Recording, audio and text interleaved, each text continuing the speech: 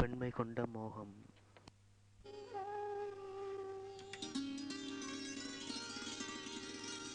இதனை எழுதி அனுப்பியிருக்கின்றார் அழுக் மாவட்டத்திலிருந்து என் கோபிநாத். அன்று வேலை முடிந்ததும் நீராக கடற்கரைக்கு வந்தவன் கரைக்கு சமாந்தரமாக செல்லும் புகைவண்டி பாதையை தாண்டிச் சென்று ஒரு பாறாங்கல்லில் அமர்ந்திருந்தான்.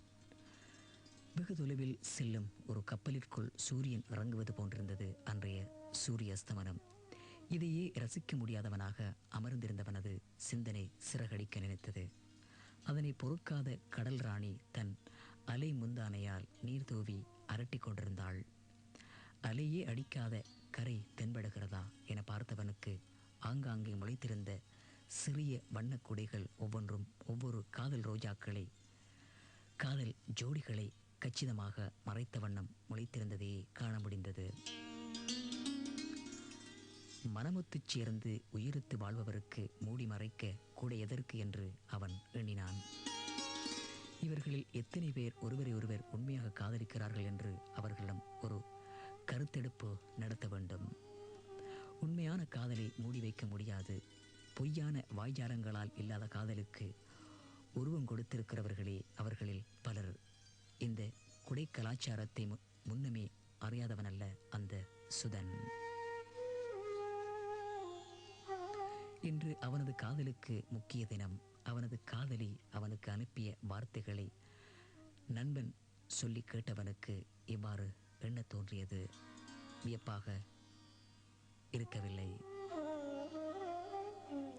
யாழ் மாவட்டத்திலேயே 2 தடவைகள் அதிசிறந்த பந்துவீச்சாளனாக தெரிவு செய்யப்பட்ட சுதனை விஜி மிகவும் உண்மையாக காதலித்ததாகவே அவன் நம்பியிருந்தான்.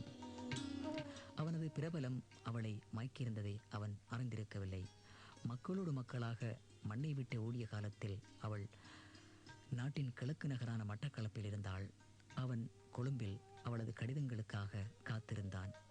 என் உறவினர்களில் ஒரு பையனை எனக்கு கேட்கினான் என்று எழுதியிருந்தவள் அதற்கான பரிகாரத்தை எழுதவில்லை. அத்துடன் கடிதம் எழுதுவதையும் நிறுத்திவிட்டிருந்தாள். படிப்பில் பலவீனமான இவன் தன்னை அவள் தரக்குறைவாக நினைப்பதை உணர்ந்து CIMAயில் 2 கட்டங்களில் பாஸ் பண்ணியிருந்தான்.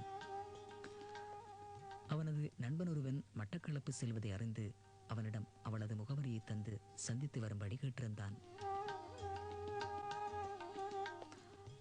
அவரிடம் இருக்கிற இந்த கடிதங்களாம் படங்கள் எல்லாத்தையும் எனக்கு அனுப்ப சொல்லுங்க. எங்கள் குடும்பங்களில் எல்லோரும் படித்தவங்க.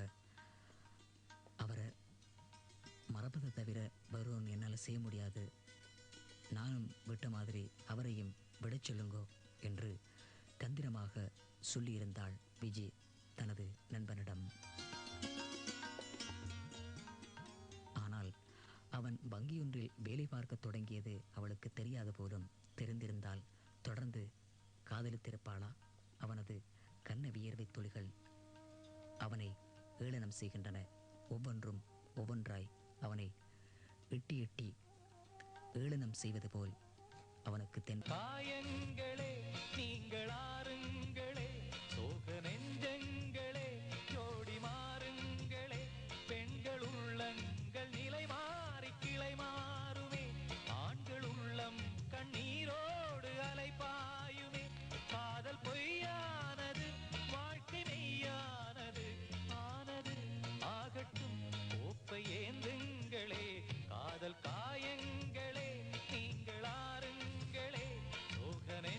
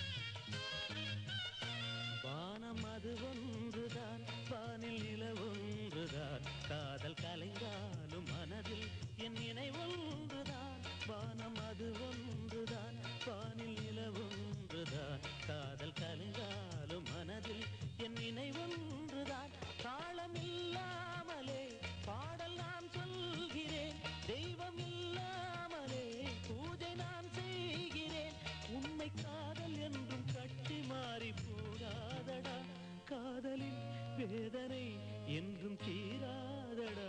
காதல் காயங்களே நீங்கள் ஆறுங்களே, சோக நெஞ்சங்களே ஜோடி மாறுங்களே.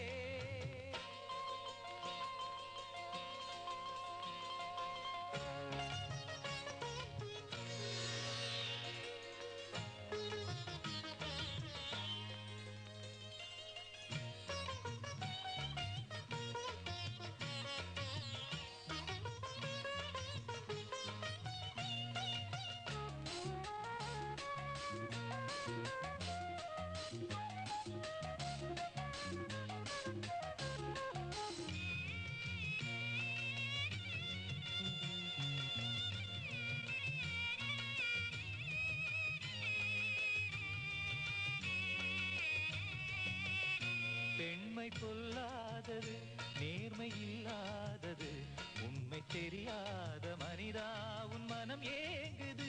பெண்மை பொல்லாதது, நேர்மை இல்லாதது, உண்மை தெரியாத மனிதா உன் மனம் ஏங்குது.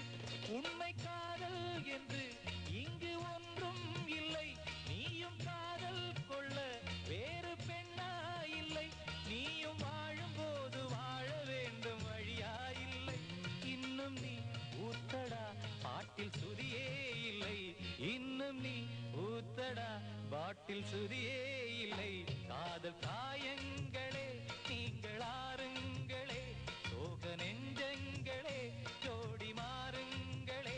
பெண்கள் உள்ளங்கள் நிலை மாறி கிளை மாறுமே, ஆண்கள் உள்ளம் கண்ணீரோடு அலைபாயுமே.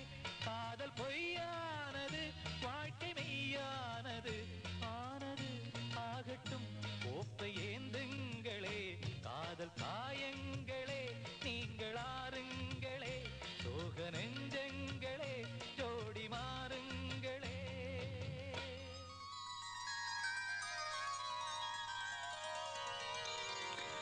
கேட்ட அந்த கதையையும் கானத்தையும் எழுதி அனுப்பியிருந்தவர் அழுத் மாவட்டத்திலிருந்து என் கோபிநாத்.